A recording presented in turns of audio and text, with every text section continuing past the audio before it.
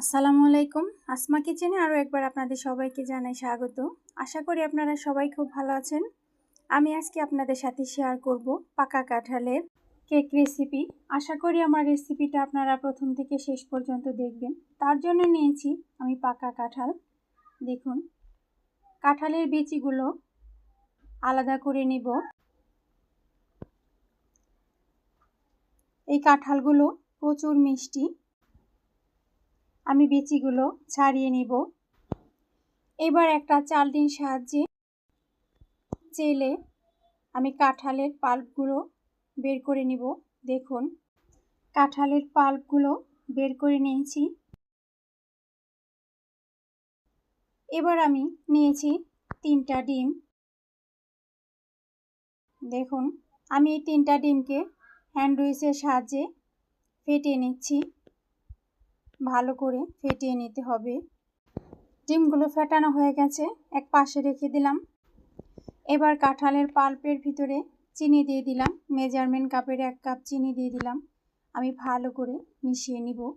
দিয়ে দিলাম পরিমাণ মতো লবণ।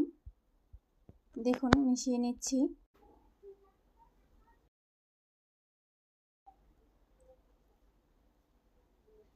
খুব ভালো করে মিশিয়ে নিতে হবে যাতে করে চিনিটা গলে যায়। এবার আমি দিয়ে দিব ডিম। ফেটানো ডিমটা দিয়ে দিলাম। এবার ভালো করে মিশিয়ে নিব।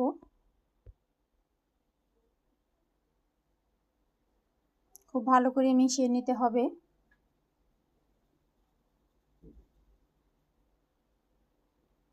এবার আমি একটা বাটিতে দিয়ে দিলাম মেজারমেন্ট কাপের 1 কাপ ময়দা। আমি একটা চালনির সাহায্যে চেলে নিচ্ছি।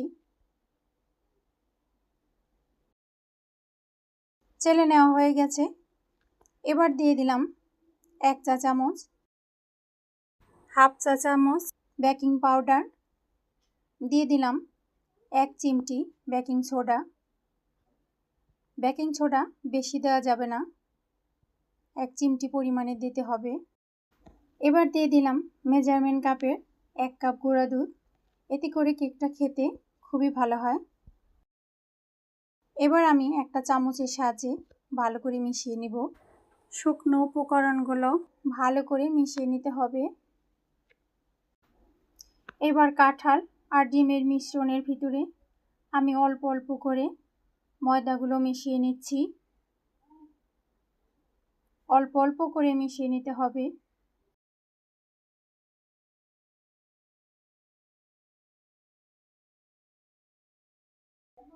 দেখুন, আমি হ্যান্ড উইচ দিয়ে খুব ভালো করে মিশিয়ে নিচ্ছি। অবশ্যই আপনারা বাসায় এই কাঁঠালের পাল্প দিয়ে কেক তৈরি করে খাবেন, দেখবেন খুবই ভালো লাগে খেতে।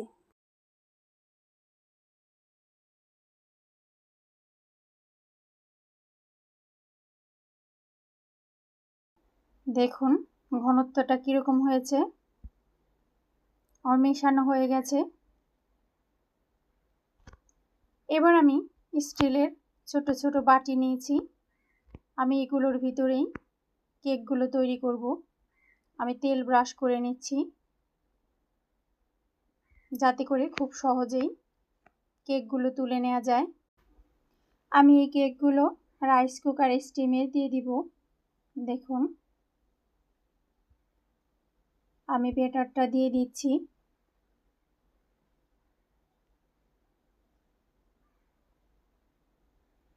আমি এভাবেই সবগুলো বাটিতেই কাঁঠালের মিশ্রণ ঢেলে নিয়েছি। এবার রাইস কুকারের ভিতরে পানি দিয়েছি। পানিটা বলক এসেছে, ঢাকনা লাগিয়ে নিলাম। আর ঢাকনার যে ছিদ্রটা আমি কাগজ দিয়ে বন্ধ করে নিয়েছি। 20 মিনিট পর দেখুন ঢাকনা তুলে নিলাম। কেকগুলো কত সুন্দর হয়েছে, মাশাআল্লাহ, অনেক ফুলকো ফুলকো হয়েছে। আমি একটা কাঠি দিয়ে দেখিয়ে দিচ্ছি। দেখুন সিদ্ধ হয়ে গেছে। এবার কেকগুলোকে ঠান্ডা করে নেব। দেখুন কেকগুলো ঠান্ডা হয়েছে। আমি বাটি থেকে কত সহজেই তুলে নিলাম। দেখুন মাশাআল্লাহ কতটা সুন্দর হয়েছে। এভাবে আপনারা পাকা কাঁঠাল দিয়ে কেক তৈরি করে খাবেন আর আমাকে কমেন্ট করে জানাবেন খেতে কেমন হয়েছে। আমার এই ভিডিওটি যদি আপনাদের ভালো লেগে থাকে আমার চ্যানেলটিকে সাবস্ক্রাইব করে আমার পাশে থাকবেন এবং লাইক, কমেন্ট, শেয়ার করবেন। আবার চলে আসব নতুন কোনো রেসিপি নিয়ে। সেই পর্যন্ত সবাই সুস্থ থাকবেন, ভালো থাকবেন। আল্লাহ হাফেজ।